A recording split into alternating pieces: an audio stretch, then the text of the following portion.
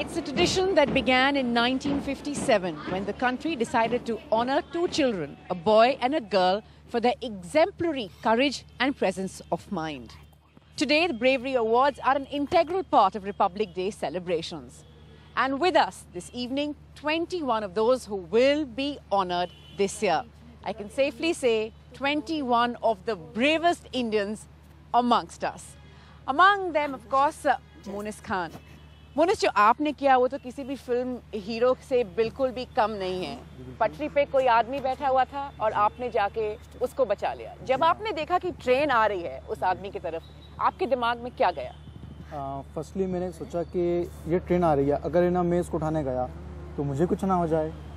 पर सडनली मेरे दिमाग में दूसरा थॉट ये आया कि ये व्यक्ति जो दूर से एक अपेयर होता है ना, कि ये व्यक्ति जो दिख रहा है 50 और 40 एज है इसकी, 50-60 ने अबाउट, तो ये अपनी फैमिली का हेड होगा। अगर ये मर गया तो फैमिली का क्या होगा, ये सब ध्यान आते तुरंत में भागा। मैं तो 16 ईयर्स का हूँ, मुझे कुछ पता क्या है बट उसके साथ उसकी फैमिली है। ये सोचते मैं उसकी तरफ भागा और उसको उठाने की कोशिश करी थी और उसको उठाने लगा। तभी ना काफ़ी हेवी था वो व्यक्ति और कोई मदद के लिए आ भी नहीं रहा था मेरे पास। मैं उम्मीद करता मदद के लिए कोई है, लोग काफ़ी पास खड़े थे बट ट्रेन आती हुई देख कोई सामने नहीं आ रहा था, कोई बचा नहीं रहा था उसको। बाकी सब तो मैं समझ सकती हूँ बिल्कुल घबरा गए होंगे, उनको तो समझ में नहीं आया होगा क्या किया जाए। क्योंकि रात का समय था और मुंह पे लाइट पड़ती है तो कोई दिखता नहीं है, सब अंधेरा, मुझे भी कुछ नहीं दिख रहा था, बस व्यक्ति दिख रहा था, हाँ यह बैठा हुआ है। तो कोई आगे नहीं बढ़ा रहा था और मैं उसको उठाने की लगातार कोशिश कर रहा हूँ। ट्रेन आ रही थी अपनी स्पीड से। देन सडनली जब ट्रेन एक इंस्टेंस में काफ़ी पास आ गई और मुझे लगा कि यार अब शायद अगर मैंने इसको नीचे नहीं लेटाया, कुछ और एक्शन नहीं लिया, यही ट्राई करता रहा तो ये भी मर जाएगा और मैं भी मर जाऊँगा। तो तब मैंने डिसाइड करा कि मैं इसको नीचे लेटा दूँ पटरी पर। तुरंत मैंने उसको पटरी पर लेटा दिया सीधे और मैं जंप करके दूसरी साइड हो गया ट्रेन के। कई लोगों को देखने वालों को ऐसा लगा कि ट्रेन से टकरा के मैं गिरा हूँ, बट मैं खुद जंप हुआ था। और मैं कॉशन लगातार कर रहा था, ड्राइवर देख रहा था दूर से, रात के समय टाइम था, ड्राइवर ने भी देख लिया था, ध्यान से हॉर्न बजा रहा था लगातार वो।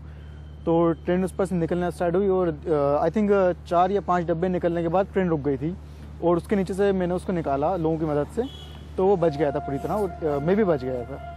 तो अब जब आप सोचते हैं, जब दोबारा उस समय तो आपने जो करना था हाँ। 1 सेकंड में हो गया, लेकिन जब आप अब सोचते हैं अपने दिमाग में, कभी आपको लगता है कि कैसे हो गया ये, मैंने कैसे कर लिया?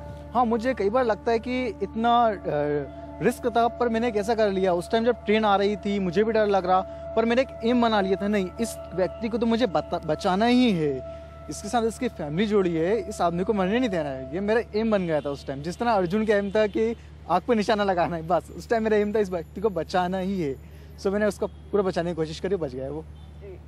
शायद बिल्कुल सही है कि जैसे आप बोल रहे थे पीछे से हमारी ट्रेन जा रही थी शायद क्योंकि यही आपकी कहानी है।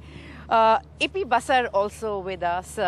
EP, your smiling, all smiles. जब आपको देखते हैं तो लगता ही नहीं है कि क्या ट्रॉमा आपसे गुजरा है कि आप गई घर में जहाँ पे आपके परिवार के लोग थे, आग में गई और उनको बचाया। आग से ज़्यादातर लोगों को तो बहुत घबराहट होती है, आपको कभी नहीं थी?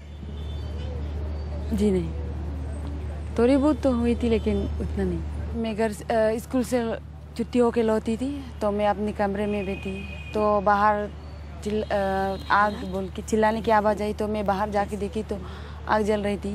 तो वो जो बूढ़ी माँ है जो पैरालाइज होकर घर में बैठे हैं, तो मेरे दिमाग में वही आई, तो मैं सीधा दौड़ी चली गई और देखा तो आग जल रही थी। तो लेकिन मैं अंदर घुस गई, तो पहले तो उसके साथ चौथी सी उसकी पोटी थी, तो मैं उसकी पहले पोटी को निकाल दी और उसके बाद उस बूढ़ी माँ को निकाल दी।